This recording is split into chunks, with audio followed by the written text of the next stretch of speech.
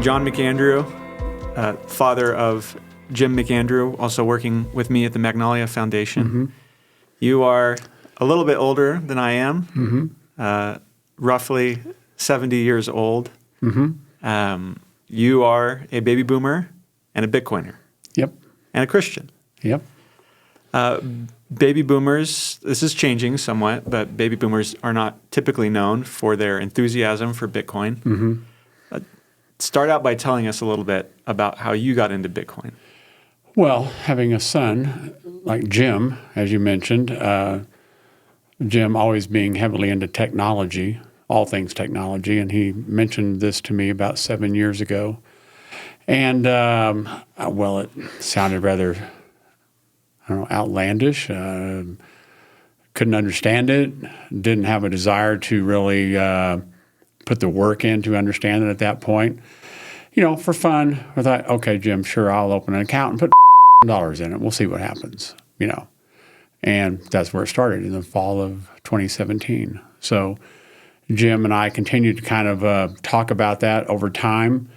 You know, for the first 5 years, I continued to kind of wade in a little bit, never really having a sum of money involved that, you know, under the theory, if it all goes away, so what? Well, Jim, we had fun. It all went away. So what?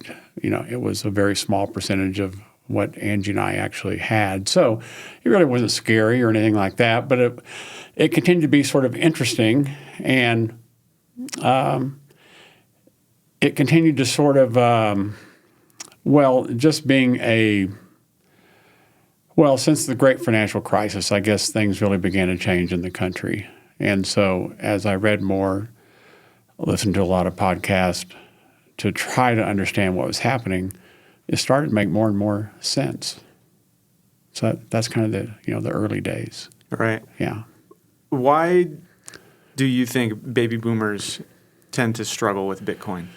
Oh, I think the technology is first and foremost. Now, in the last year, they really couldn't point to technology as the problem, because with the ETFs coming about and so on, that has made it easy for baby boomers to actually, place an investment in Bitcoin. So that's not really a hurdle anymore. Of course, then there comes the discussion of sovereignty, which is a word that would kind of throw a typical baby boomer investor into, well, what on earth do you mean? You know, now you get into the discussion of third-party risk and all this, so it right. involves a much deeper discussion.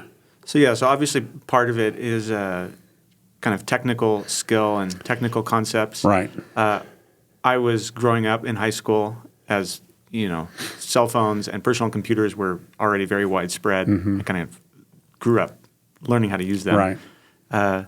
Jim and I have both joked that we have the spiritual gift of helping baby boomers with technology because this is something you didn't grow up with. It's a help. The world has changed a lot since you were a kid. Yeah. What about besides technical issues? Why do baby boomers tend to dismiss Bitcoin as a concept or as a technology? Well, besides that, it's hard to use. The early reputation that was being put out there, that's used by money launderers, that's used by drug traffickers, illegal activities. Why would these people not want to be known or tracked in the normal, traditional finance system? So there was a big shadow sort of cast over it, And then, of course, came some unfortunate things like, FTX and those things, which they said, see, this is what we knew. This thing's a scam or whatever. So why on earth would I want to get involved in something as dubious as that? Right. You got into gold as a way to protect your wealth and your future and your family's future. What was it about gold that appealed to you? Well, and what changed to get you into Bitcoin? The main thing about it was I was sovereign in that I held my gold, and it was not paper gold on an ETF or something like that. I held the gold in my possession.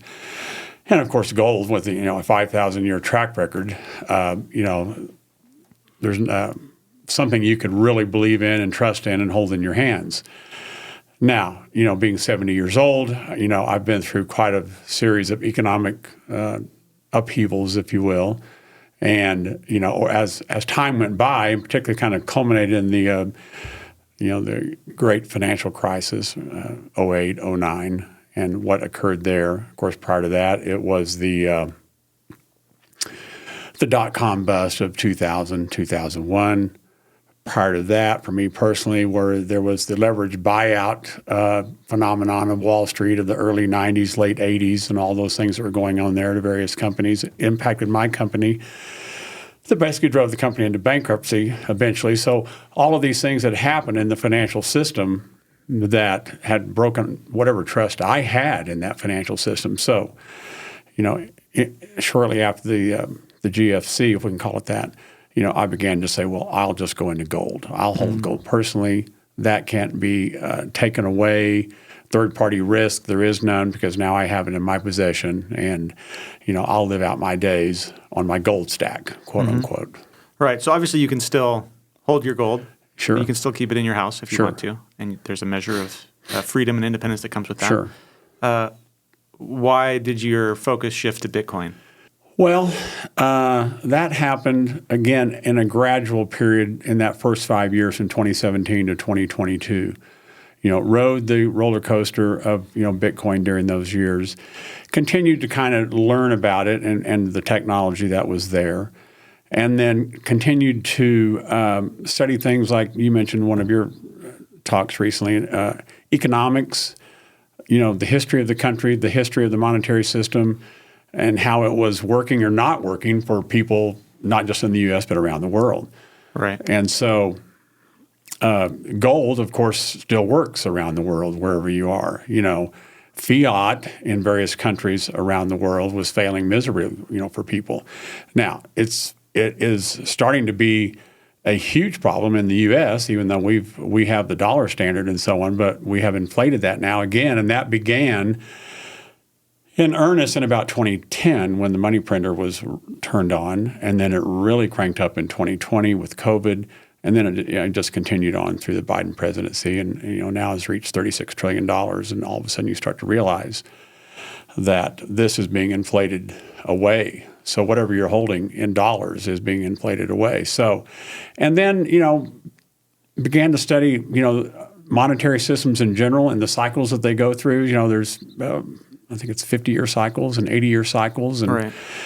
And began to realize that I thought that the U.S.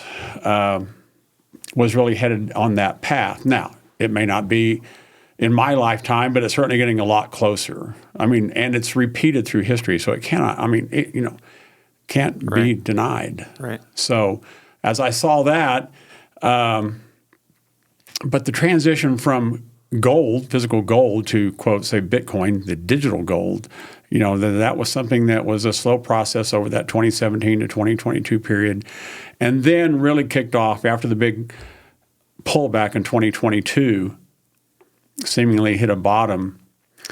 And then the real thing that kicked it off that I knew Bitcoin was going to go at that point was the approval by the SEC for the ETFs and so on. In other words, BlackRock, Larry Fink, Wall Street had now said, right, we're good to go. The government has said you're good to go. Wall Street has said you're good to go. Now this is a real thing. And so at that point, I felt like it was much more upside than say, than say the physical gold, but not just the upside, but of more wealth, but the ability to transport it anywhere in the world. Right. I had tried to move gold from A to B physically. That's not easy to do, right, especially if you're crossing an international border for whatever reason you might be crossing an international border. But that's something to consider. What could you do in a crisis situation? Right. Yeah, so kind of following these kind of historical trends, baby boomers like you are born at the end of or right after World War II. Mm-hmm. Most of the world is devastated. Your parents' generation comes out kind of on top of the world. Mm-hmm. You get to grow up, you and your generation grow up with the U.S. in a very unique position of privilege and wealth and security that extends for decades with the dollar sitting at the top of the U.S., on top of the global financial system. You yourself did not grow up in great luxury and wealth, but in many ways your life has been a great example of the American dream. You worked for the same company as an airline pilot for a long time. You and many of your friends saw the typical 80-20 portfolio, 80% stocks, 20% bonds. That really helped you and seemed to work really well. Things have worked pretty good for the baby boomers. What dangers and temptations do you think that presents to baby boomers today as they are retiring and looking to the future? Probably the biggest danger is that you must manage your own portfolio. And that happened about the time that the nation shifted from a defined benefit plan A, if you will, where professional people managed money. That was turned over to the individuals with the advent of 401ks and IRAs. Now you have a retiring baby boomer with a lifetime of earnings all piled up somewhere, right? And now they must superintend that. Now, most people have their, quote, trusted advisors with, whichever brokerage house it happens to be. But nonetheless, they're in charge of that. And, they're all plotting out their last days, how long, how much do we need, how much do we spend, are we frugal with it? But nonetheless, you have to look after it, And I think that sort of uncertainty on something like Bitcoin is very uncertain and very unknown to your typical baby boomer. They're like, oh, no, I have to be much more conservative than that, Right. And I would agree. I would certainly never, recommend to. Right.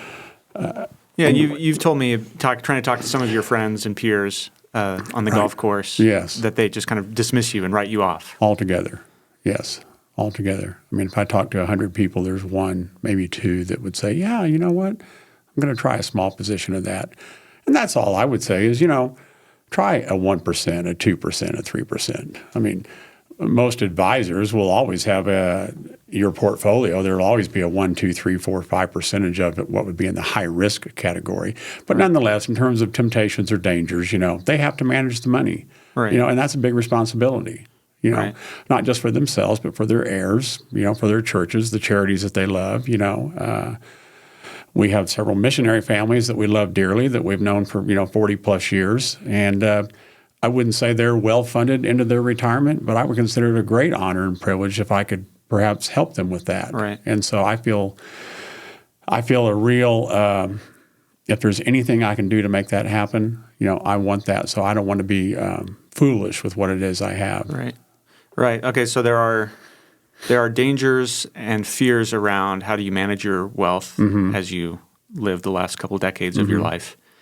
There are also blind spots that you have if you've kind of ridden a wave of prosperity for 50 years that have worked out pretty good for you and your real estate and your portfolio and all those things. What about spiritually? What are some spiritual dangers that baby boomers are facing as they approach the end of their lives after having benefited greatly from the way the financial system works? I think, from a spiritual standpoint, anyone can slip into neutral at any time, and I think that's the big thing, or maybe for the baby boomers, since they're no longer sort of pushing forward. It's somewhat tempting to just go on endless vacations or retirement things or, and really not lean into their church or lean into their, walk with the Lord or, really kind of know that, well, now I have time that I didn't used to have. And so now I have opportunity to maybe host a neighborhood Bible study or, speak with people that don't know the Lord or they themselves have fallen into neutral. I know a lot of people like in my baby boomer circle that they've just fallen into neutral. That, we used to go to church, but, we don't go anymore, And I'm like, well, really? You should. And, those have been really significant conversations to talk to someone. I meet someone in our neighborhood, on the golf course, actually, and he said, well, but I haven't been to church in 10 years. And I'm like, that's just not acceptable, you know. And so, not that you're going to go be an overseas missionary or start a church or a startup, although you might if that's how you feel the Lord is calling you and directing you. But I think just to continue to stay involved in whatever missions you've been involved in years past, lean into those, lean in with those missionaries that they need you, those ministries need you, the churches need you, particularly, a startup church might need you greatly, and your wisdom and that you could, add to that program. So rather than slip into neutral, just continue to press ahead. Right. Jesus tells the parable of the rich fool in Luke chapter 12. He's just been approached by somebody who says, help me figure out the inheritance. Help me and my siblings divide this inheritance. And right after Jesus' parable of the rich fool, he starts talking about anxiety and worry about the future, who's going to provide for my future days.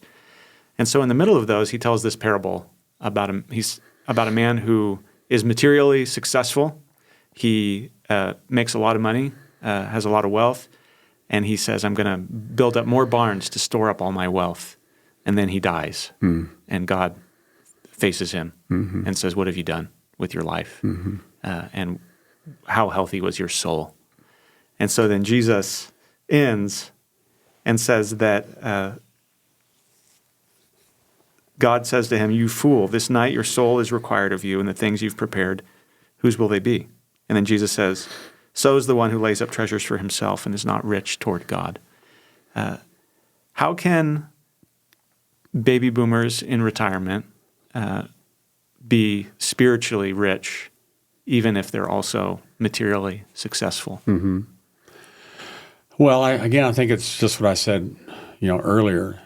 Continue to lean into your faith and the things that you have been involved in the past, or maybe they're brand new things. If you've been involved in a mission in the past, continue to lean into that and try to have it be as successful as possible.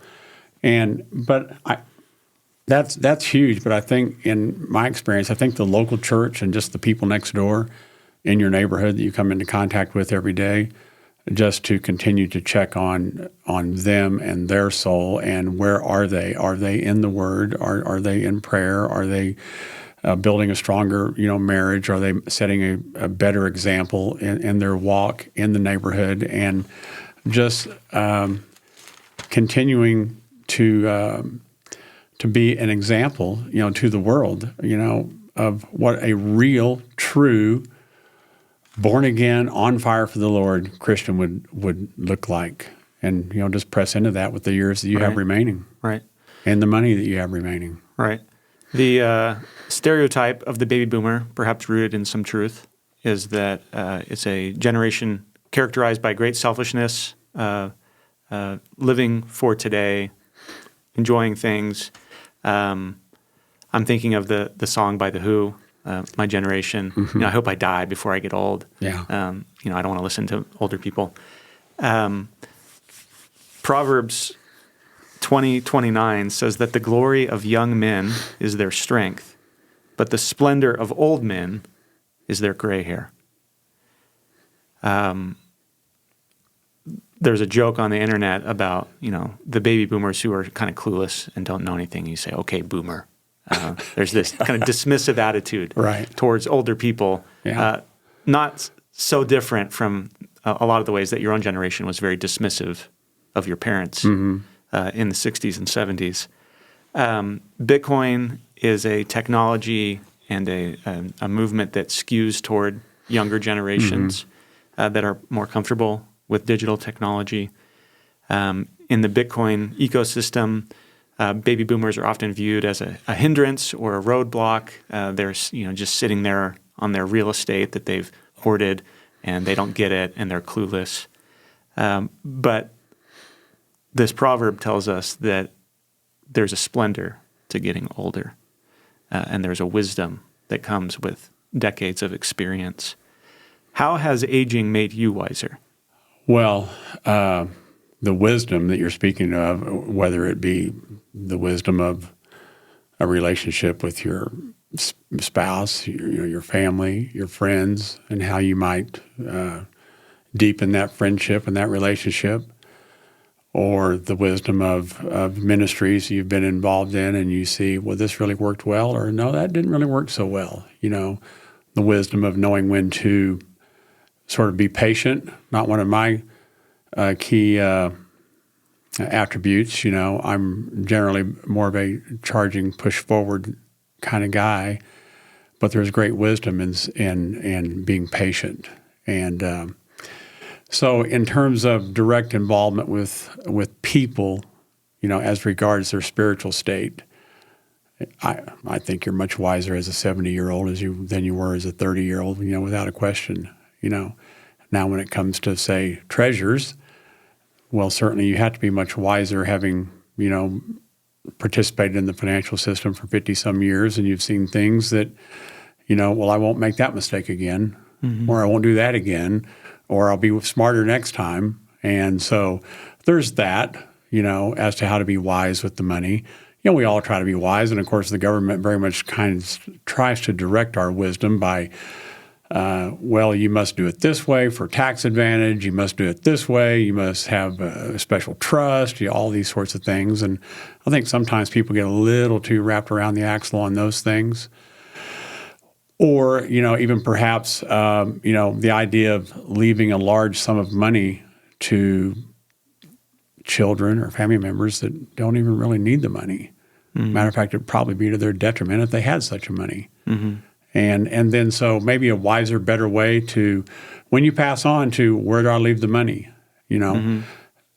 My children, I've already told them, there won't be a great pile. There'll be something for you, hopefully, Lord willing, but there'll be other people that are in need. And if they were in need, if I had a grandchild in great need, well, of course, I would take care of them. But I want to be wise about that, to not just save it for the McAndrew family and that legacy, but more, of the kingdom on a bigger picture. As you hang around a bunch of whippersnapper Bitcoiners and just younger people more generally, what blind spots do you think they have? What wisdom would you offer them, or encouragement, if they were willing to listen to it? Well, the Bitcoiners in particular are going to have to be very patient with the older folks in, say, a congregation, because generally that elder board, deacon board is going to be populated by a bunch of boomers. And so to have the patience with them to explain a new monetary system like Bitcoin, that's what I'll call it, a new monetary system, to explain to them, what this is about is going to take great patience, and it's going to take an openness on their part to listen to young people that might know something you don't know. I mean, that certainly describes me. I certainly didn't know, but through Jim's influence and the influence of study on my own, I began to understand things that I previously did not. And so they are going to have to be patient. Everyone's got to be patient in this, because this is a major upheaval. This is not a small thing. This is not just an investment. This is not an NVIDIA that is just going to go up and you're going to, No, this is what I really look at as really a coming reset of the monetary system. And, the U.S. more than likely will fare well in that. We haven't had to endure much of that kind of thing now, people in other countries, they've, in the last 50 years that, I've been involved in it, these other countries have already endured 2 or 3 financial resets in their countries. So people abroad, they more fully understand what it is you're saying. They have been, as we like to say, wrecked multiple times. Anytime you start digging a bit into questions around money and economics and scarcity, and all of this revolves around how do you deal with the uncertainty of the future? One of the few certainties is death. We don't know when it's going to be. The scarcest resource we have is our time. Ecclesiastes 7 says that it's better to go to the house of mourning, to a funeral, than to go to the house of feasting, a party. For this is the end of all mankind, and the living will lay it to heart. Sorrow is better than laughter, for by sadness of face the heart is made glad. The heart of the wise is in the house of mourning, but the heart of fools is in the house of mirth. As you are getting older, you are seeing your friends' health declining. You've had friends die. I was just talking to your wife last night about going to her 50th high school reunion, and about 20% of her graduating class had already died. Right. How has approaching your own death helped to make you wiser, and how does it help you think through questions of your finances and stewardship and generosity? Yeah. When you go to those funerals and you see, well, this is the end, this is what's come of it all of a sudden, if you had any doubt as to what is important today, that focus comes very clearly. If you're upset about something, that focus can, again, be made very clear. So yes, when people are all of a sudden not enjoying the health that they did for their entire life, and now they're at the end, and then you begin to see how was that person spending their time, their money, whatever it is they were doing, and was it mattering, And so that makes me wiser as to, well, don't make that mistake. Don't get upset over that. That doesn't really matter. That activity really, at the end of the day, didn't really amount to much. And so it just sort of gives you a continual wake-up call as to what really matters here. We're only here for just a very short time. We're just passing through. It's not very long at all. And so what has your life stood for up until this point? What's it standing for today? What do people know you as? Who do they, how do they look upon you? And, I want that very much to be something, so often when I'm talking to people about the Lord, they've been hurt somewhere along the way. Many times by the Christians who said they were Christians, and they were disappointed by that person. I never want to be someone who disappoints someone in the way that I was their friend or that I wasn't their friend, So that's very much what Angie and I try to do in our lives, in our neighborhood, and the people that we are around. We are hopefully trying to be a constant example of what walking with the Lord looks like, and that He's first and foremost in every decision and every thought that we have through the day. And that focus sharpens as each year goes by. It just gets sharper. Great. All right, I'm going to close with a bit of a bonus question for you. You have seen America do great things, many things that we can be proud of.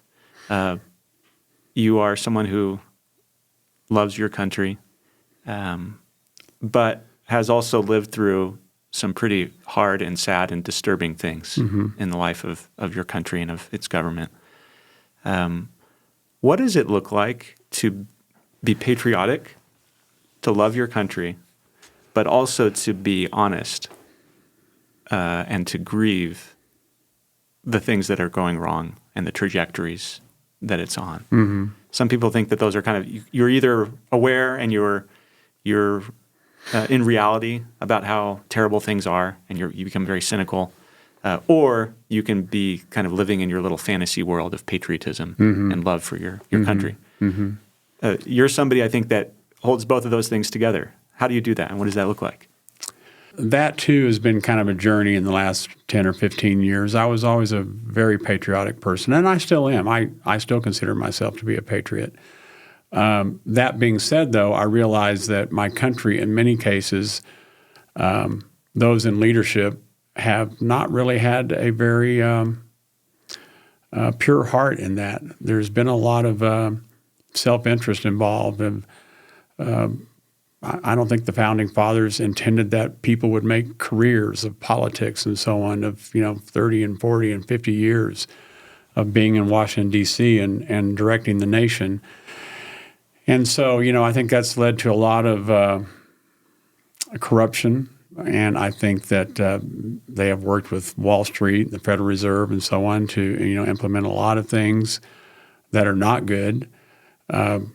Probably foreign wars is probably at the top of that list. And again, I've always been patriotic. I would have loved to serve in the military. I didn't serve in the military. About the time I was coming along, Vietnam was winding down, and they were downsizing, but I certainly would have. Of course, I look back on that that conflict now of Vietnam during my era, and I think it was a horrible mistake. And as I look back on many of the conflicts of the U.S., and I think that us trying to impose a system of democracy around the world is really not suited to many cultures. Many cultures don't want an American-style democracy to rule and govern their country.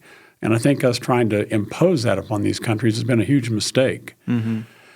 And so I'd like to see the U.S. sort of back away from that and, of course, be a leader in the world, but not be such a dominating one that they have been.